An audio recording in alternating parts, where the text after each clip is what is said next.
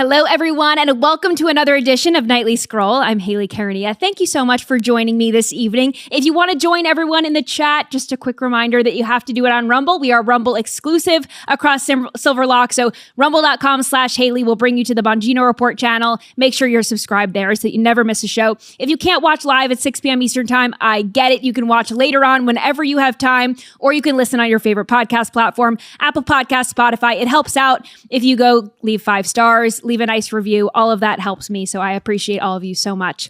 And let's get into tonight's show because I've got a good show and an even better guest. Modern dating, marriage, parenting, whatever your relationship status is or whatever stage of life you may be in, we all face challenges in communication, expressing our needs, our wants, our goals, and more. The rise in social media and dating apps has given birth to new terminology for relationship communication problems like gaslighting, love bombing, breadcrumbing, micro-cheating with Instagram models, just to name a few. It is all very difficult to navigate, and nowadays people turn to strangers on the internet for advice when Christians should be turning to Christ. Modern women are being tempted by the enemy. It pops up in relationships when she nags, yells, or emasculates her boyfriend or husband. It materializes in the way she judges her appearance against celebrities and magazines and more. My next guest was inspired by C.S. Lewis's The Screwtape Letters to tackle temptation from the devil, this time from a woman's perspective. It's called My Dear Hemlock, and it aims to bring Christian women closer to her creator against the odds of our demonic society. Author Tilly Dillehay joins this episode of Nightly Scroll.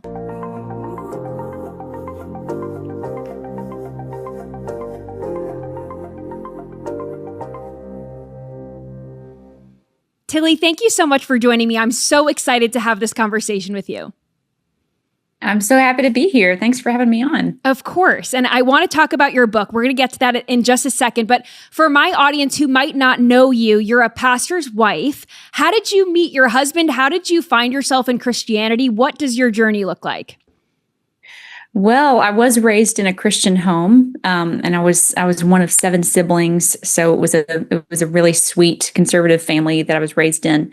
But I left the faith as a young adult, just walked completely away, and was struggling with a lot of things. In fact, the first chapter of Hemlock is pretty autobiographical. The patient becomes a Christian after she has kind of walked the wild side for a while. And I came out to this little tiny church out here in Middle Tennessee to get some counseling for just depression and other things, and ended up being converted under that biblical counseling with the man who's now co-pastor with my husband. So my husband was actually a pastoral trainee at the time in the church. So it took a year or two of me being out here before, we became friends, and eventually, he asked more me than out, friends.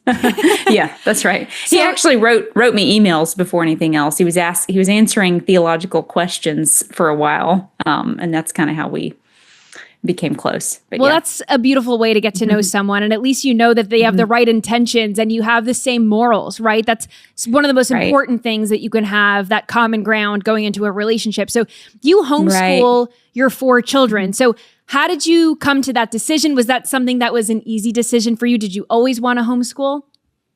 I did always want to homeschool. I was homeschooled, and I really enjoyed it. I felt like it was a great education, and it left me as a very curious person, kind of a lifelong learner, a big reader. And I always planned to homeschool the kids. I think it is a lot nicer homeschooling these days. There's just a lot of options for community. So I have a lot of homeschooling friends, and tomorrow afternoon we'll be out at the local hiking place, drawing bugs. So there are people to be homeschooling with, and it makes it a lot easier. That's so wonderful, because I feel like people have this idea of what homeschooling looks like. And, famously in the Mean Girls movie, they said that you're a homeschool jungle freak, right? You must be a freak of nature and you don't have any social skills. But that's not it at all. You have now so many other families that are homeschooling. This has become very popular, and you have a community. You have essentially classmates. You can kind of Mhm. almost co-educate with other families in your community. So it's not like your kids are losing that kind of community that you need to go to a school for. Absolutely. And there's sport opportunity, like you can go play sports at the local public school if you want to even. Right. There's a lot of really great resources and online too. I mean, if you're trying to learn how to just on the actual academic side, there's so many resources online for learning if you're coming out of a totally different system. There's so much help out there. And in our little community, I can go over and watch a lady do her homeschooling day and sort of take notes and pick things up. And I can ask, we have people who are really great with Shakespeare. They can teach Shakespeare Right. locally, so things like that. It becomes this really wonderful sort of community endeavor, but it definitely, it lands on the shoulders of the parents, first and foremost. And I'm comfortable with that. I like that a lot. So yeah, I like that too. Yeah. And it's inspiring to hear you say that you can lean on other people. I think a lot of people think, oh, well, homeschooling, I can't do that because it's all going to be on me and I'm not good at math, or I can't teach my children Right. this, that, and the other thing. But you can kind of lean on each other and put together this whole puzzle piece. So that's really right. wonderful to hear. I want to get into the relationship stuff because you and your husband work with other couples in your church community to give them guidance, right? So what are some of the issues that you see pop up most often? Yeah, I mean, I should say we're pretty new to the actual one-on-one, couples counseling. There's the man that I was converted under. He and his wife have been doing probably the lion's share of actual counseling in the church for many, many years. So I just have to say that out front. That being said, in a less, I guess, like. In a more just relational way, like not formally. I think the counseling has been going on for years. Obviously, you counsel your friends all the time, so and people counsel us all the time because you're always giving advice. I think one of the big things that I see among women is just discontentment. I think American women just have a really big issue with being happy in their lives, with knowing that this life it's the life that you have, and it's not necessarily the life that you had created in your mind out of rom-coms and social media and the best version of all of your friends' lives put together into one dream that you had kind of created. Like the idea that you are living in the one life that God has given you, and that every day when you wake up, you have a decision about whether to accept the life that He sent you and to love it and to beautify it and to turn back and give a return on the blessings that He has given and recognize them as blessings, like just gratitude and being comfortable in the life that you've been given, being happy in it. I think it's a real struggle. And I don't know if that's always been the case for women, but it's one of the big patterns that I see among women and even friends. So this discontentment that you talk about, how does this pop up in relationships? How does this pop up in maybe fights with their boyfriend or their husband? How does this materialize negatively in those relationships? I see it as kind of the undercurrent beneath a lot of the couple's conflict that you see in a relationship, because a woman has these sort of unspoken disappointments in her husband, in her life, and just in where she is. And because she has not taken hold of that and understood sort of her role there to love what she's been given, I do think we kind of pick fights with our husbands that we're not even really sure what the fight is about. We know like we're not happy. And if we're not happy, he's got to be doing something wrong, because we look at him a little differently than he looks at us. That, the man doesn't usually look at us as like, she needs to make me happy or else like that's her job, is to make my entire life worthwhile. And women we're more oriented towards the men. And I think because of that, we tend to look to them for our whole happiness in life. And obviously that's not something he can do. That's not something he was made to do, to bring us complete joy and satisfaction. independently of whether we're able to go and get that from the Lord and from what He's, given us. So, do you think women have a Yeah. hard time placing blame on themselves or seeing when maybe they've done something wrong? It's just easier to blame their husband, but it's hard to kind of look yourself in the mirror and say, okay, you need to communicate this better. Yes, I think so. And again, I think that's pretty specific in my mind to today's woman. The fact that we are very, very slow. I think we've been trained. We've been trained by our friends. We've been trained by the culture. We've been trained by these terrible advice accounts online, to basically say, like, you demand that he do what you need him to do by you. Like, you make a list and you check it twice and you make sure that he is doing everything that he needs to be doing. And if not, you can have a royal stink about it. Like, it's within your right is to make those demands and then to have a big old pout, or leave, if he's not doing those things. And we really have been completely brainwashed about the shared responsibility in a relationship, just common courtesy, like to just treat a person that you live with courtesy, and then also with not assuming the worst. Love hopes all things. Love endures all things and believes all things. Like, love looks at a person and says, maybe he's not trying to ruin my life by leaving his pants on the floor. Right. Like, maybe he's not doing it specifically to make me miserable, But if he does it over and over again, and let's say a husband leaves his pants on the floor or his socks on the floor, and his wife has said to him more than once, maybe 3 times, hey, I'd really like it if you put your dirty clothes in the hamper rather than leaving them on the floor right next to the hamper. That really annoys me. So what does that say if a woman or a wife has said something multiple times and it seems like her husband either might have selective hearing, or maybe is it disrespect? I mean, sure, you could say that. You could totally say, oh, it's disrespectful. He hasn't, he's not prioritizing the underwear on the floor, the pants on the floor thing. But here's what I would say to a woman in that situation, who, like, is there nothing in your life that it would bless his socks off for you to do?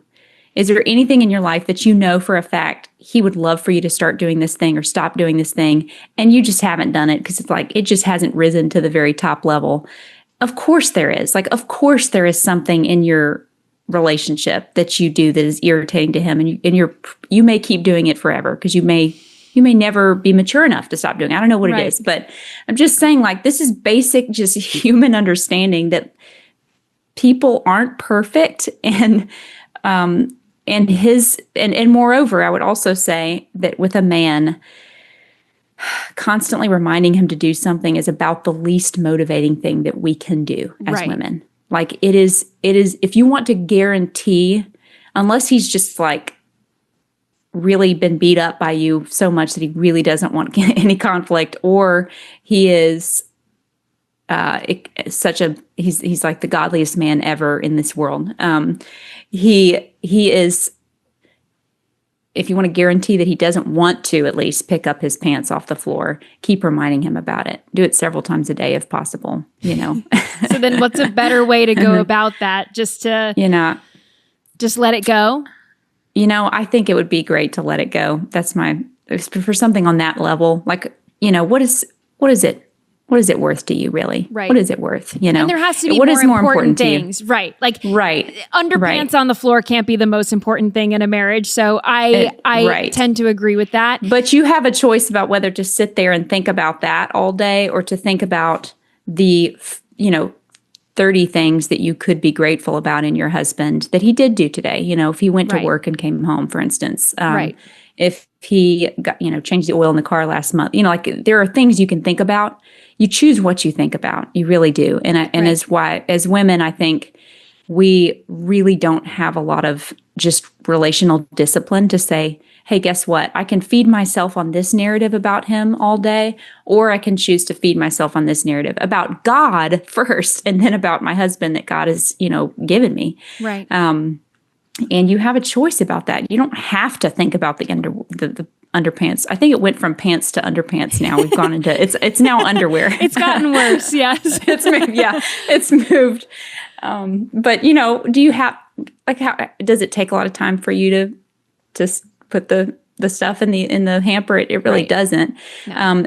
Now there are things that I think maybe that is a big deal to you, and then there are ways of saying like, it would bless me so much if you put your underwear in the hamper. And then after that, I would say, don't say anything about it.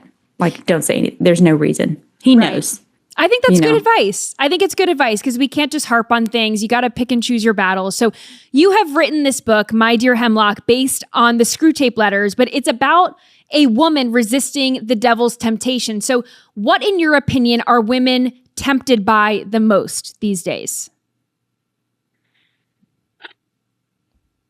I think that women they're not seeing how important their day-to-day thought patterns are. Like, I don't think that they're seeing the battleground when it comes to Satan and the spiritual warfare that they're involved in has to do with very small things, or things that we would think of as very small. Mm-hmm. For instance, am I going to think in circles around the underwear that's on the floor? That's a great example of that. But also, am I going to roll out of bed and pray this morning? Am I going to speak kindly to my children today? Like, am I going to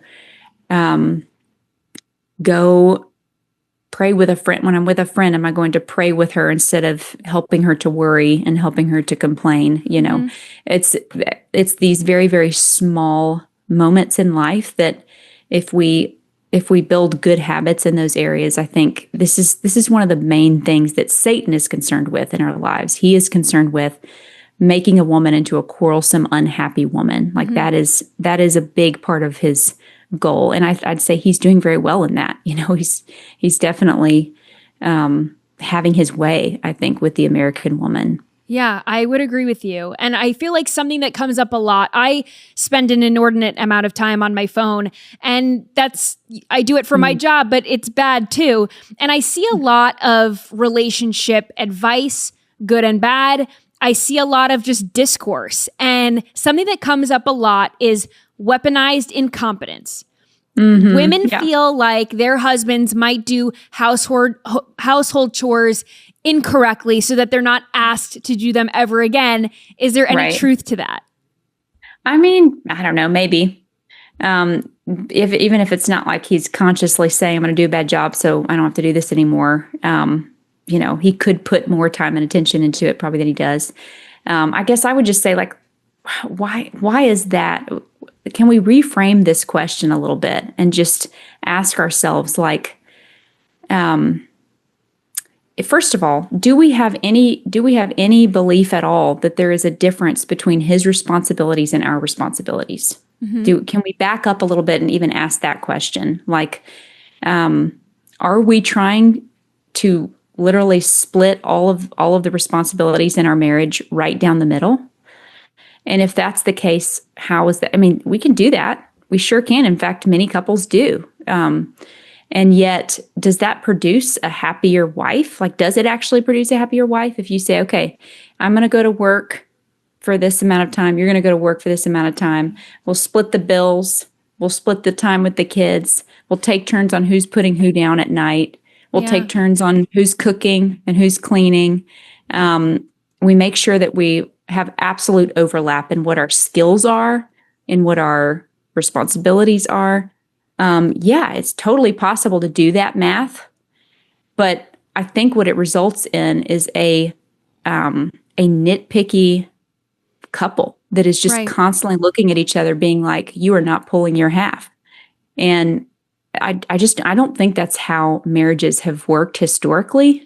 I think there's been way more division of labor. There's been way more of an understanding of, like, he's going to go physically protect. He's going to go out into the world to get stuff and bring it back here. And I know that the world is different. We have to live a different way now. It's a different economy. Everything's different. But I really think it should be in our range of like, we can at least imagine a world in which we have responsibilities as women that we love and learn that are skills.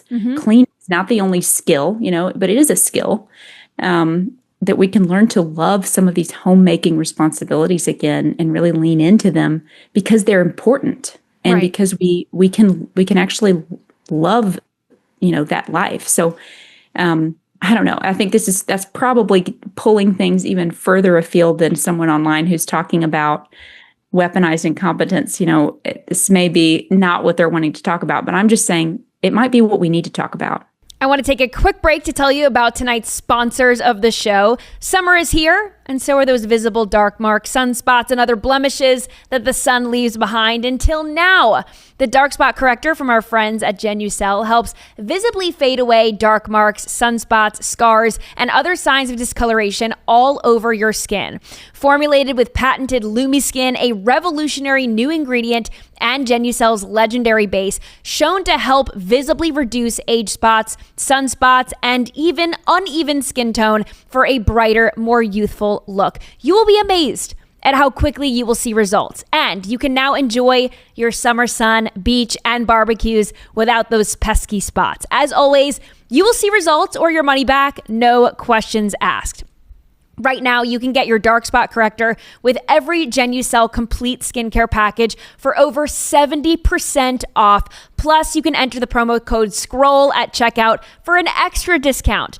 World-class skincare that works, guaranteed, or your money back. Order yours right now and get the Genucel XV Moisturizer for a hydrating, moisturizing effect on your delicate skin in those harsh summer months.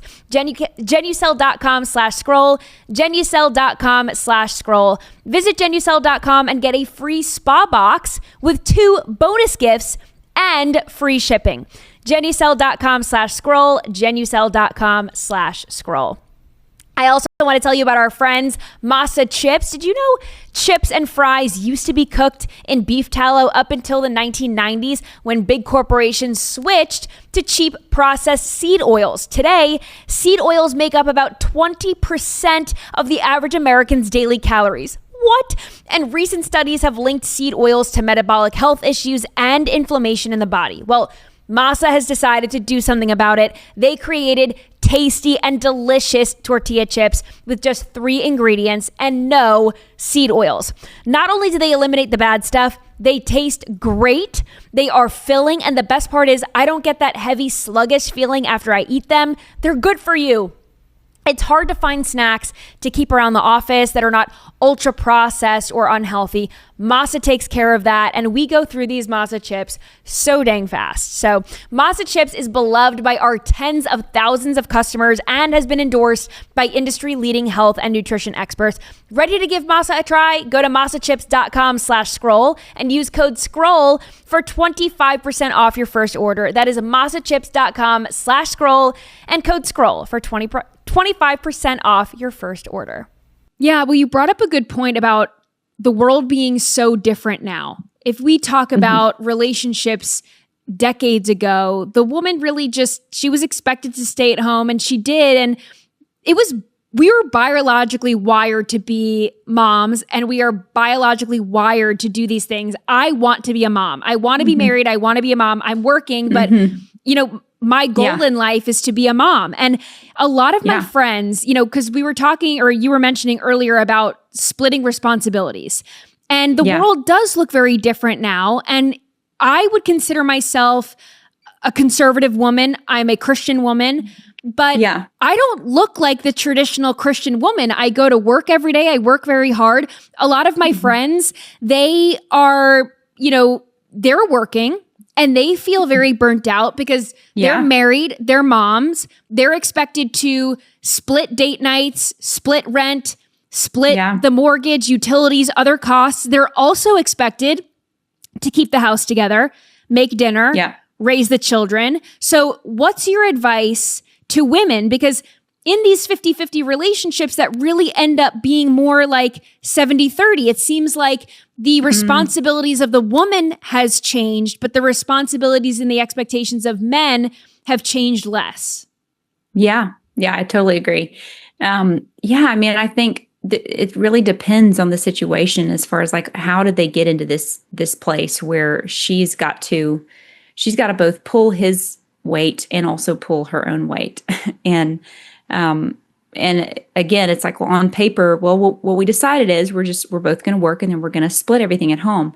But like, he's not oriented the way that she is. And we have to remember that with especially like with the weaponized incompetence question, like the fact that we care how the home looks, I think is a really great indicator of that orientation, that like we can see things that they can't see. And we care about that environment. We were, biologically, we're oriented to care for children, to have this beautified and productive home atmosphere where we are actually producing value in the home. And that looks a lot of different ways.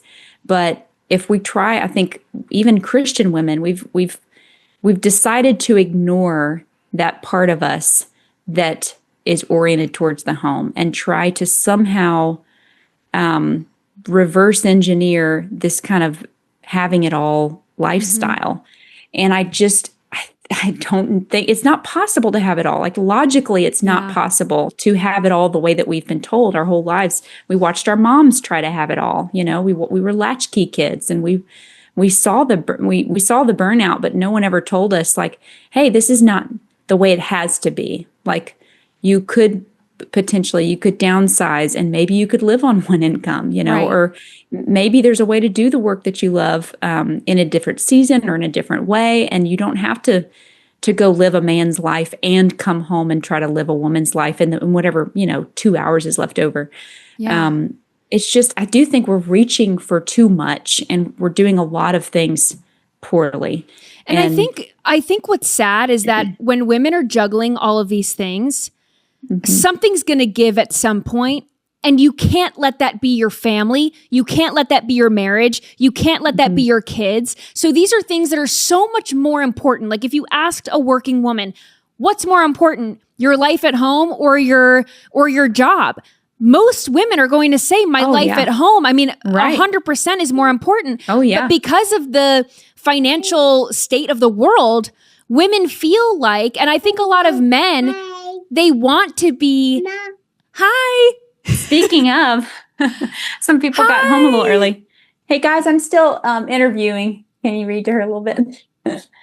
Sorry about that. She's just joining in. See, you can do it all. She got some, right. You can This do is it a great all. example of how you can't something's got to give. Exactly. Yeah. And what's most important? You being a mom. So this is my point. I think a Right. lot of men, if they want the traditional lifestyle where they're the breadwinner, they can't afford it. Like I see a lot of conservative men feel like, I want to give that life to my wife. I want to let her stay at home, but we can't. And then, Right. we see And women I just appreciate it. burn out. Yeah. Right. I appreciate that. And I know that there are probably a lot of situations where it's genuinely not possible. Yeah. But that being said, I'm in a small town community. I have a lot of good friends out here, and they do live smaller lifestyles in order to accommodate their desire, to be home with their kids. And I know they're giving things up. They certainly are. They're not going on those vacations. They're not, doing the private school or whatever it is. Like there are things people give up. And I see these women just, their eyes are wide open about it. Like they know exactly what it is that they've decided. They've chosen this good thing over these other good things. Yeah. And they've made those kinds of decisions. So in some cases, I think resetting our expectations for like, well, what are the priorities, Right. That's really eye-opening. Yeah. And it's really beautiful to see, like when you see a woman who said like, no, I really chose this life. Like I was educated. I'm using that education in making this lovely life at home. I mean, it stretches every part of you to keep a home well and to keep, to teach children or just to raise children. It really does. It's challenging in all the best ways. And I think we dumbed the job down quite a bit in the mid 20th century, and then we rejected the job. because it was not an interesting job. It was like opening a meal out of a can and sending kids off to school and like vacuuming in heels or whatever they were doing. So, that doesn't sound interesting to me either, But it's so much more than that. Yeah. It is so much more than that. I want to ask you about marriages that might be on the rocks. I want to ask you if most marriages, if not all marriages, can they be saved? If there was a connection at first or an attraction at first, can you get that spark back even if you think it's too late, even if you feel like giving up because you think that your husband or your wife is too far gone and they're never going to come back? I think so. I've seen marriages saved that were on the brink. And I don't share this just everywhere, but my own parents actually divorced in 2020 and were remarried a year and a half later. And my husband married my parents in the living room of the family home with kids and grandkids watching. That's wonderful. That's like the Parent Trap. That's the dream. I know. So, you asked me whether reconciliation is possible, and obviously my answer is a resounding yes, but it does take a woman or a man. I think a woman can do this alone. A man can do this alone. They can make a lot of headway just in themselves by saying, oh, I'm going to do things a different way. Like I'm going to approach this a different way. I think with a woman, by learning what respect actually looks like, I think she can do huge things in her marriage by learning the mechanics of respect. Maybe she's always said that she agreed with the idea of respect in her marriage, but just maybe she didn't know how to actually do it. Yeah. A lot of it is just not saying a lot of things that you think you really have to say, Yeah. And just being a nice person to be around, just a pleasant person. Yeah. It goes so far. It really does. And I'm speaking to myself too. It's these habits can be made really poorly and they can be remade. Habits can be remade. And I've seen a lot of really amazing growth in marriages that you thought were kind of gone, just by a woman or a man saying, like, just going to the Lord and just saying, okay, clearly what I'm doing is not working, and being willing to say something I'm doing is not working. I know this other person sins, because all you can see, of course, is the other person. All you can see is what they're doing wrong, because of course they're doing something wrong. Like, this is the way marriages are. But learning to take responsibility for your own sin in a marriage and say, okay, I am going to do what's right before the Lord. I'm not going to wait for the other person to change before I look for something that I can grow and change in. Right. It's huge. And it's what the Christian life is all about. It's a constant process of learning and repenting and growing. Yeah, you brought up sin in marriage, and I wanted to ask you, why do you think people cheat in relationships and marriages? What does that stem from? And if you're married and your spouse cheats on you, how do you go about forgiving them and moving forward? Yeah, well, people cheat for a lot of different reasons.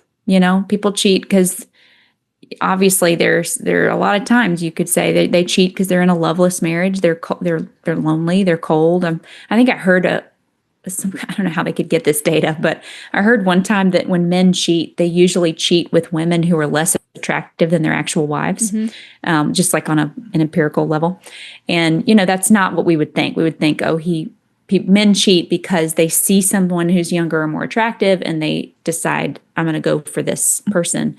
And yet that doesn't seem to be the way it tends to go down. So that, to me, that just says it's an emotional thing. Like they connect, they're getting more time with the person, or they're getting more, positive interaction or whatever it is.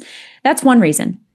Men also, and women, sometimes they just cheat because they are they're just looking for a good time, and they're looking to go, do a bad thing. And that's a reason people cheat, for that reason, just because they're like, I'm going to be wild today. And you can do a good thing in your marriage, but then people are going outside to do it with someone else that doesn't care about them, and you don't have this relationship and this history with. It just seems horrible. But to your point, it's life-wrecking. It's horrible, but people do it for all kinds of different reasons. So that being said, like, I don't know why anyone cheats, but because it's different for each person. But I will say that I have seen marriages come back after cheating. Yeah, I know it is hard. It's a wrecking kind of a thing. Infidelity is, but it is not. I've seen both men and women just basically decide, I still want to be in this. Like, I've been cheated on, or I've cheated, but I want to go back and figure out what it was that went wrong here, and actually move forward and build a new thing. And so I know it can be done.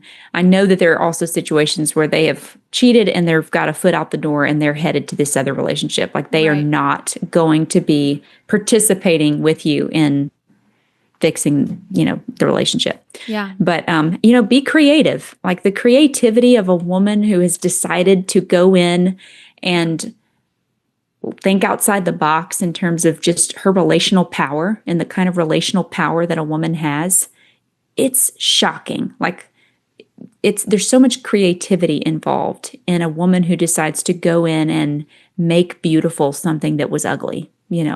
This is true of a living room, but it's also true of like a relationship. And I've seen and heard some amazing things that women are able to do just by saying, I'm going to come at this a different way. I'm going to seduce him. I'm going to whatever. Like, there's a lot of fun, I think, in going in and saying, I'm going to improve this relationship. And that's, I'm not answering just the question about cheating at this point. I'm talking about relationships in general. A lot of ways to fix this. Yeah. So do you think, and I'm not asking for a friend here, I have done this. Is it ever okay to go through your boyfriend or your spouse's phone without them knowing? I think that's, I don't know. Here's the thing. I can't speak to the boyfriend relationship because I haven't spent much time in that kind of relationship that went on for a long time. Mm-hmm. I think that by the time you're married, you should have the freedom to go into each other's phones at will. Like, I think that's just a healthy thing. I think you should have each other's email passwords. You should have each other's your bank account should be the same bank account. Right. Excuse me. I'm not sure why anyone would think it was a good idea to keep separate accounts. Unless you're just preparing to get divorced later. I don't know why you would do that. Like, you should have no secrets in a marriage. And you should not be setting yourself up for secrets. So in my opinion, like, I have my husband's email address is basically in my computer. Right. My phone is laying around and he can get at it at any point. Like, there's no reason why we shouldn't be able to look each other's stuff. But that's marriage. I'm talking about marriage. That's a good point. Boyfriend, I don't know about that. I don't know about that. See, I justify it because I found exactly what I suspected was there. Right. And he was cheating on me. So therefore I ended it. And I'm not going to date someone who's going to disrespect me like that. Sure, if we're in a marriage and we've become one and I've said till death do us part, okay, let's try to figure this out. But if I'm just dating and you're disrespecting me, then I'm going to go. You're out. But I would have done exactly the same thing. Yeah. And as far as like, you think he's cheating, I think it's probably time to look at his phone. Yeah. Right. Or maybe in the future, if I ever felt that way and I felt insecure in the relationship in that same way, maybe I would just end it and move on. I wouldn't go. But part of me felt like at the time, well, I can't just end this relationship that is otherwise nice and good to just end it without having evidence. Like, I felt like I needed evidence so I didn't feel crazy. But anyway, that's all said and done. It doesn't matter. But there are some modern dating issues that are popping up now. And I think a lot of this is brought on by dating apps and social media. There's this abundance mindset where people scroll through Instagram all day long and they scroll through dating apps all day long, and people seem disposable because if there's one person, you just swipe on them. You get this 2D version of a person. It's not even who they are. You can't even get a real understanding of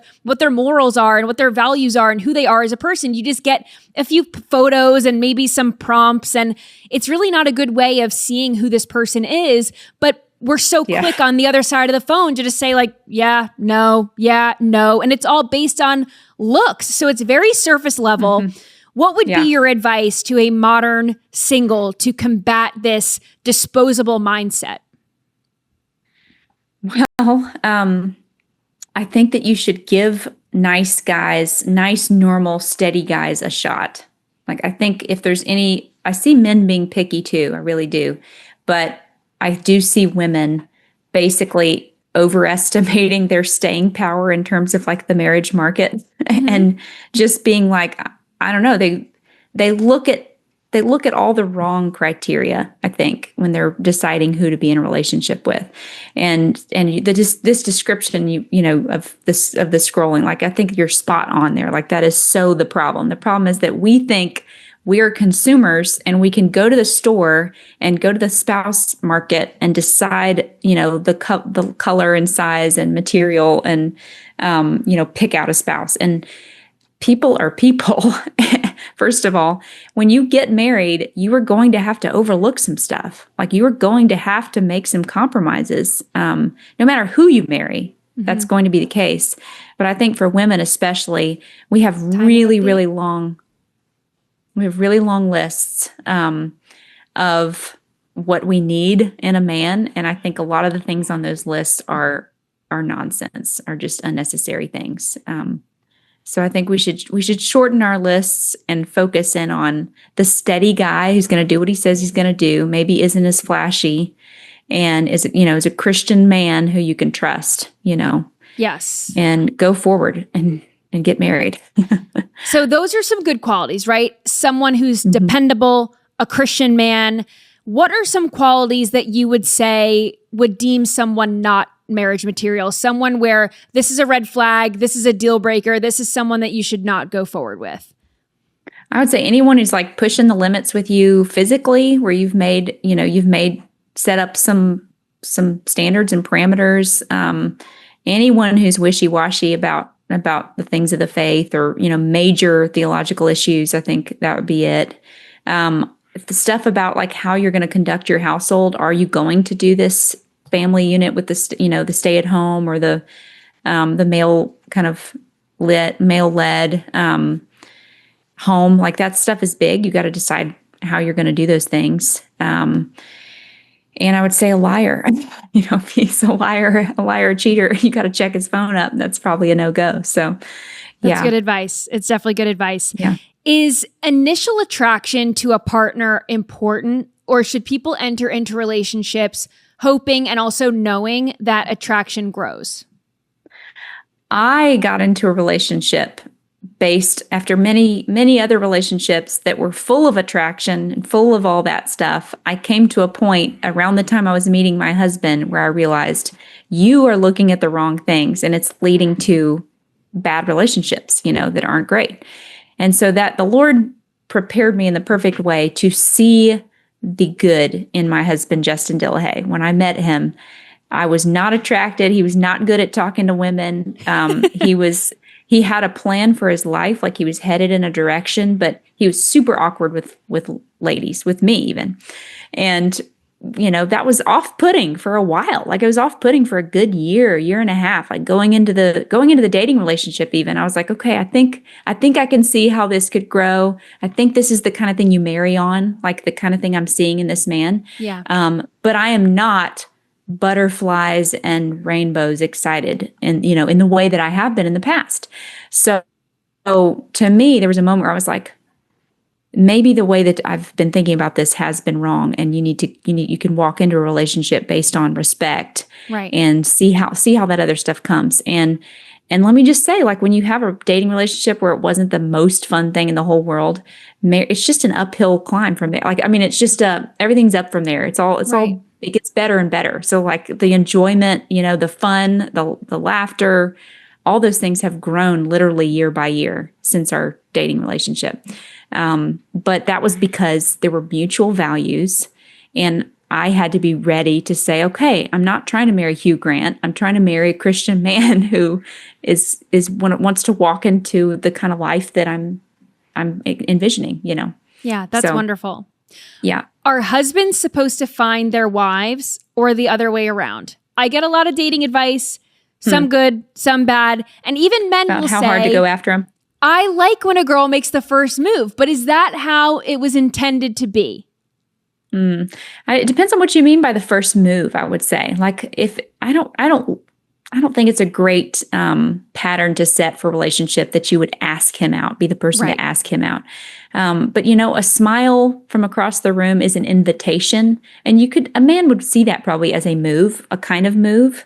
But to me, that's an invitation. And That's a I kind say of a move I would be comfortable making. Like I could just, Right. Give someone a Right. little look. That's me making the Yes. first move. To me, yeah. And I could see how a man would say, oh, she's making a move. And I guess so. But the kind of move where you're going over and like chatting him up, I don't love that as the pattern. But an invitation is an invitation for him to take action. And I like that a lot. I love that. Okay, Tilly, I have a segment on my show that I call Scrolling Time. And not every guest gets to stick around for Scrolling Time, but I wanted to invite you in here because I have some videos on the internet that I would like your expertise and your wisdom to get through. So this first video is a woman. She is, asking for a friend, but a lot of the commenters are telling her that what she's going through is financial abuse. Watch this. So I'm totally just asking for a friend. Is it normal in a marriage for the stay-at-home mom to have to ask for money? Like it's like anytime she needs anything at all, she has to ask for money. Is that normal in like a 12-year marriage? Is it normal to like be made sure that you're like never have anything extra? Just like I said, I'm just asking for a friend. Yeah. Let me know your thoughts so I can share them with her. What do you think? Is this Cute. financial abuse? It is impossible. It is impossible to get inside this other person's relationship. But a couple things. Number one, I've definitely seen this kind of conversation. And one of the questions to ask, if let's say you're talking to a person you actually do know and not some stranger on the internet, has there been any kind of history of you not being able to stick to a budget? Is there a budget? Do you have a budget together that you can both see? I do think a wife should be involved in financial management of the home, in that she has to be spending money to get her job done. Yeah. But a woman who's willing to cry on TikTok or whatever that was, doesn't impress me with a great confidence in whatever the financial decisions have been in the past. But that being said, I would say ideal would be a mature woman who knows how to handle money alongside her husband, and they have a plan together that they're both aware of, you're both looking at. I would be very happy for my husband to handle all of the finances in our house, but he has asked me to do the budgeting because I'm better at it. He likes me to do it. Yeah, you're a team. We're a team. So yeah, I would say, sure, you're a team.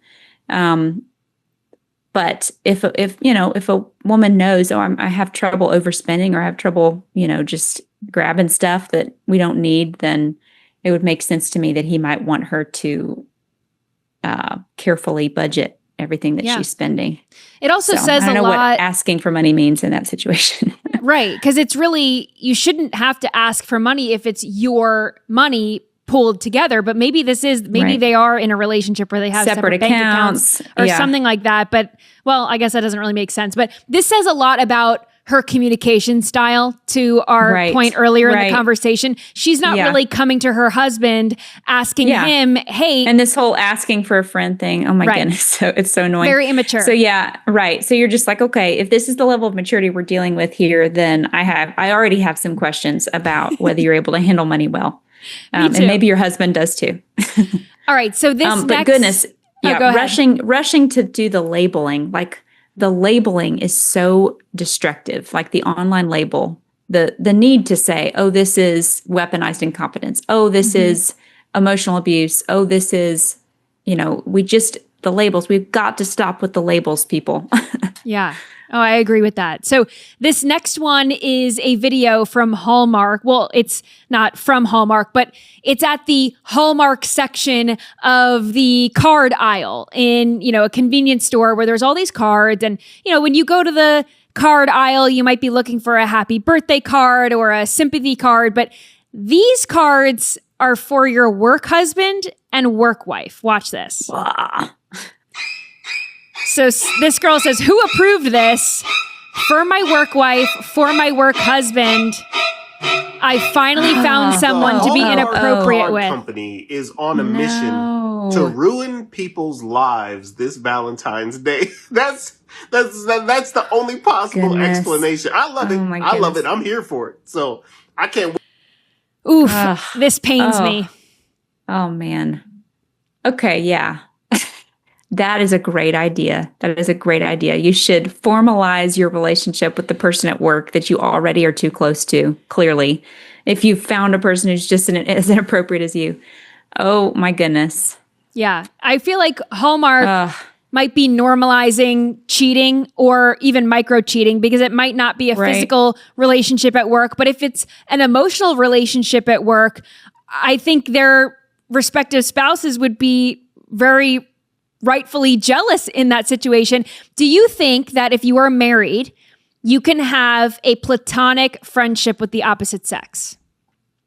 I do not. I'm one of these people that does not think you should have a friend that is unique to you of the opposite sex, particularly not that you're close to, but there's, I mean, obviously my husband and I both, we have people of the opposite gender that we appreciate and enjoy and admire. And these are all people though, that are in our lives together. Like we are we have a life together, and there are people that are inside that orbit. Anyone that he knows, I know. Anyone that I knows, he knows. And what did I say? Yes. Yeah. So basically there is no like, oh, I've got this great buddy that I'm texting, or that I would go hang out with. And I would be outraged and mystified if I saw him doing that. So, and he wouldn't. I think there are two really good examples that I know of famous people. First is Mike Pence, former vice president. He won't take a meeting with another woman alone. So either another man or someone else has to be in the room, but he's not going to be one-on-one with another woman alone in a room. And I think that's wonderful because people might think that this is crazy, but that shows his respect for his wife. Another one is actor Neil McDonough. He will not sign a contract where he has to kiss or be physical with another woman in a movie. And they're acting, but he says, I won't even act like I'm in love with another woman. And I think that's that great. Also displays an immense amount of respect for his wife and his marriage and their relationship because she has nothing to worry about. And I think he does get typecast a lot as like the villain in the movie. The villains never have a girlfriend. Because they don't have a love interest. So exactly. I'm amazed that he's able to carry on a career that way, but I'm so glad that he does. And I mean, a pastor, like just the waters are very, very deep and dangerous for a pastor who's trying to help women or counsel. If you do any of that stuff alone, it's a dangerous game to be playing. So I agree. Yep. I've got one more video for you, and then I'm going to let you plug your book and everything where people can find you. So this is the last one that I have for you. This has almost 6 million views. Okay. And this video, it was a series of photos. This is a groom who says that his mom, he was excited to get married, but his mom will always be his first love. So let's look at this.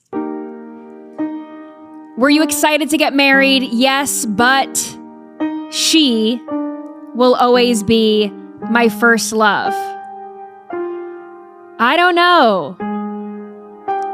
Is this a healthy relationship with your mom, your in-laws? How does that look like? Once you become one with your partner, I mean, you kind of have to leave the love for your mom. That's a very different love. Right. I mean, I don't mind a guy like affirming his relationship with his mother, but what a weird time and a weird way to talk about that. That seems like a little leavage and cleavage problem there. Yes, I would agree with you on that. So Tilly, thank you so much for being here. I think This was a lot of fun. These are hard conversations to have, hard topics for a lot of people. It's very emotional, but I think you provide so much wisdom, and I'm so excited that your book is available. So tell everyone where they can find it, where they can buy it, and where they can follow you for more. Yeah, it's available anywhere pretty much that books are sold. My Dear Hemlock. And I have a podcast called Home Fires with another author friend, and that's out there too. But that's about it. I'm not hugely active on social media, so you can buy the book and listen to the podcast, and that's about it. This is why you're in a healthy and happy relationship, because you're not on social media as much as I am. It does help. It does help. Tilly, thank you so much for being here on Nightly Scroll. Thank you for having me. Of course. All right. Anywhere books are sold, you could buy My Dear Hemlock by Tilly Dillehay. I think she's wonderful. I aspire to be in a relationship like hers, happy, healthy. I think it's wonderful. She has so much wisdom about, even if you are in a healthy relationship, there are still ways that you can improve, and you could lean on your relationship with God to do so and be grateful for the good things in your relationship, not focus so much on the underwear on the floor, but maybe the good things that your husband or your wife does for you. And I think that's a lesson that everyone can take home with them, even if they are happy and healthy in their relationship. So I loved this episode. I hope you did too. Make sure that you follow along with me at Haley Carania on all platforms, or most platforms, as you know. If you want to watch this show live, you got to do so 6 p.m. Eastern time, Monday through Friday on Rumble only. Rumble.com/Haley brings you to the Bongino Report channel. It's the only place you can watch Nightly Scroll. Of course, you can always catch it on your favorite podcast platform and listen. And I'll see you right back here soon. Bye.